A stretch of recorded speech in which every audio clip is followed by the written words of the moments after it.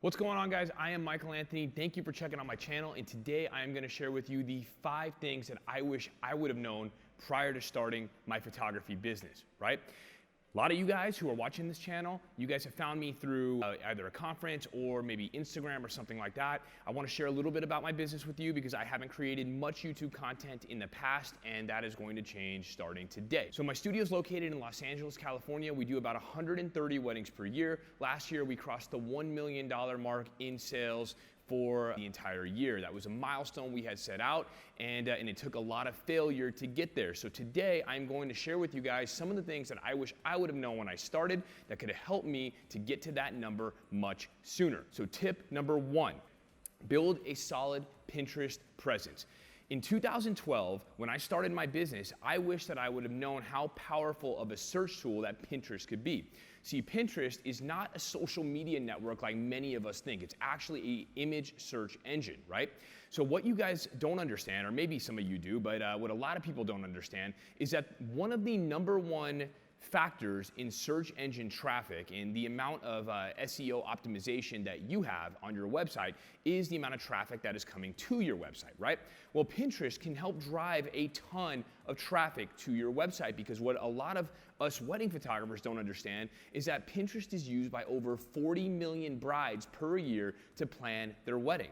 So understanding that means that if you were to blog a wedding and you were to make sure that every one of those images is categorized correctly on your Pinterest profile 2 to 3 years down the line, that is going to drive massive traffic back to your site and in turn help your search engine rankings, right? With all of the weddings that we have done, if we were diligent about blogging every single one of them, getting them on Pinterest, creating a great resource for our brides to be able to help plan their wedding, get inspiration with photos, I would have had a lot more search traffic from the beginning going to our Pinterest page, which is something that we just started working on about 6 months ago. So tip number 2, one of the things that I think is incredibly important that too many of us fail to do when we're learning how to run our business is to correctly price our work using our cost of doing business.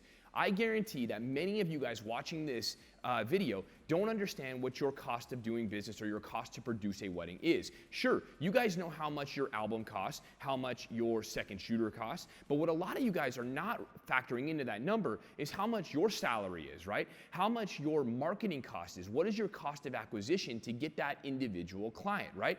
And the reason why you might not know that number is because it's very hard to figure out. You have to actually add up your salary, your marketing cost, the cost to open your studio, your staff, your employees, all of those things, and then divide it by the amount of weddings that you guys do per year to really understand what that number is that it costs you to produce a wedding. See, too many photographers, when they're starting their business, the way that they price their work is they'll go on Facebook, right? Or they'll go on their competitors' websites and they see what their competitors are charging and they say, okay, I'm gonna charge a little bit less than that because I might not be as experienced, right? But unfortunately, that is the wrong way to price your work and to run your business, because it will lead you to go out of business because you are likely undercharging because you don't understand how much money it costs you to run your business, right?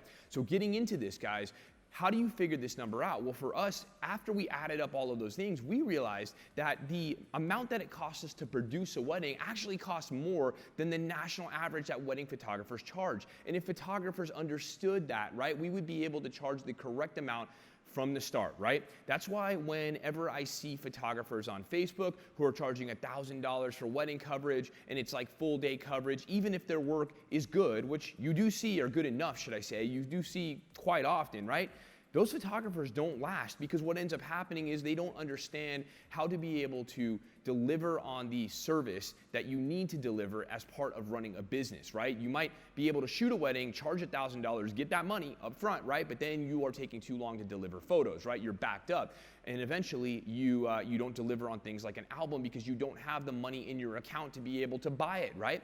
And this is why you see so many of these studios come into your market and then a year later they are gone. I guarantee you guys, if you go to a local bridal show, all of you guys bitch and complain all the time, oh, I go to bridal shows and it's just budget shoppers, right? And all there are photographers there that are charging $1,000 for full day coverage and they're giving an album and engagement sessions and whatever, right? I challenge you guys, right? Go to the bridal show the next year, see if those photographers are still there. They're not, right? They're out of business. It happens all the freaking time.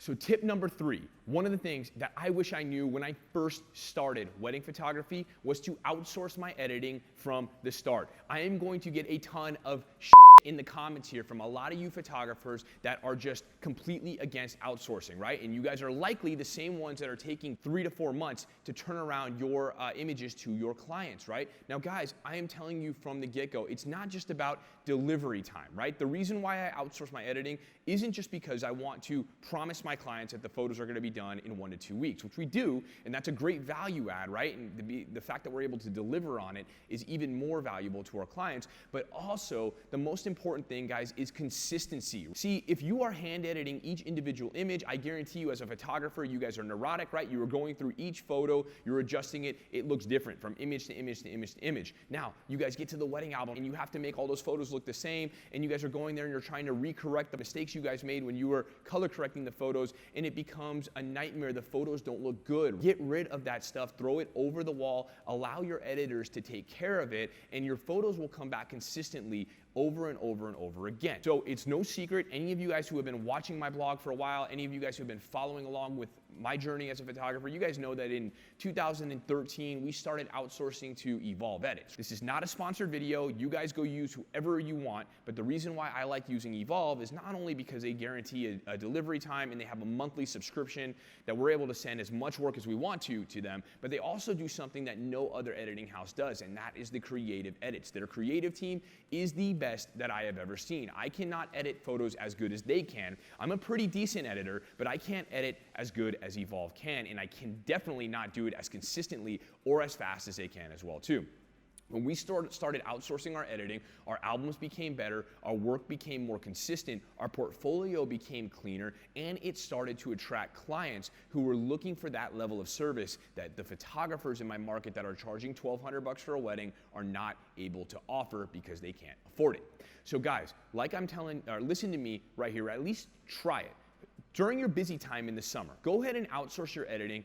Take maybe 10 weddings, send it off to any of the editing companies of your choice and see how much it frees up your life. So let's talk not only from a customer service standpoint for a second, but let's also talk from a business standpoint, okay? If you're outsourcing that editing, if you take the 8 hours or 10 hours it takes you to process that wedding, give it to somebody else, now you have 8 to 10 hours to go visit the vendors from the wedding that you actually just shot. You can turn around the images, give it to them quickly. You're able to make sure you put those images on your blog quickly, and then you're able to focus on marketing, which is where you need to spend your time. It should not be editing behind a computer. I guarantee you guys one thing. You will not grow your business sitting behind a computer. I promise you that. And yes, you have to do advertising. Yes, you have to do some editing. I understand that. You have to work on your website and your SEO, but that is not where you grow your business. You grow your business in relationship building, okay? Which brings me to number 3, okay? The third tip that I wish that I would have known when I first started wedding photography is to focus on relationships. Relationships are the most important thing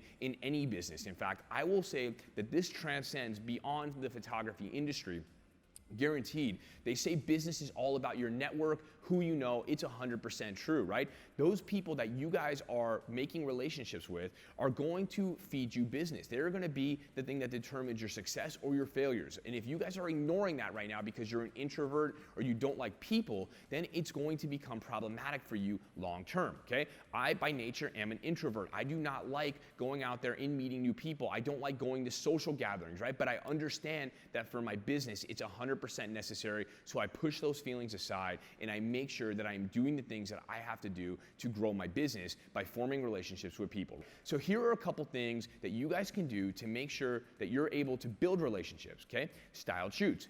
When you guys start in your market, you probably don't have a portfolio if you're just starting your business, okay? Contact some of the vendors who are in the same position as you and start working on building that portfolio with them. I promise you guys, you're not gonna go to a 5-star wedding venue 2 days after you start your business and get on their preferred vendor list. That's just not the way the world works, right? You don't have any longevity in business. You don't have any reputation at that point, right? But go find the vendors who are in the same boat. They're just starting their business as well too, and grow with them.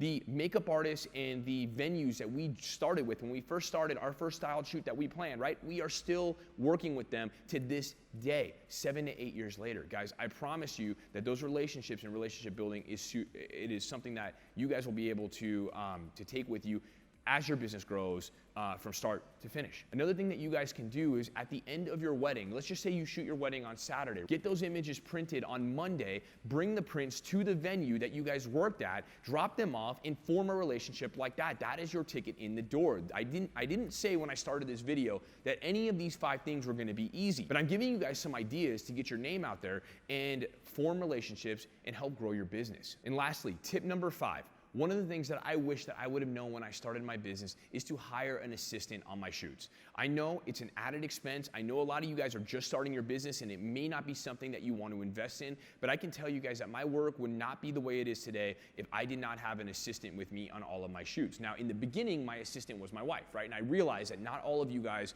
are in that boat. You can't have your spouse or your significant other go with you on all of these shoots. I 100% get that. I understand, right? But if that's the case, then maybe you should look into hiring somebody who can grow with your business. Now, not only are you able to work with them, have them help you second shoot and all of those things as well too, but maybe eventually when you want to start outsourcing some of your wedding work and you start hiring associate shooters, those people who you've trained from the start can be the first call in your effort to do that, right? You guys are going to be able to find people who can help you in your business grow from an associate standpoint and also help you when you are in need of an assistant on shoots, right? So what do I use my assistant for? Well, yes, carrying bags and all of that other stuff that they would typically do, but more importantly for lighting, right? It's often that I want to work with my clients. I am not going to be sitting there messing with light stands. I hate light stands. I hate bringing them on shoots. They're clumsy. Carrying them around can be tough, right? But if you have a human who has the light and they're able to position it just the way you want, you get to that shot so much faster. And then instead of fiddling with your equipment, you're able to work with your clients, which is what it's all about, guys. Focus on that client experience. This is something you guys, if you've heard me speak before, you know I say this in every single speaking engagement that I have, and I'll probably mention it in almost every single one of these videos that I make for you. If you remember nothing else that I tell you guys in this video or ever, right? Make sure you are focused on your client experience because their experience with you is the #1 thing that is going to affect the success or the failure in your business from time to come, okay? That's all I got for you guys today. Thank you guys so much for checking out my channel. If you like what you guys see, please subscribe below and I will continue making this content for you guys, continue helping you guys on your journey to success. Love watching you guys and seeing your stories and can't wait to see more of them as this channel progresses. Thanks a lot, guys, and we will catch you later. Peace.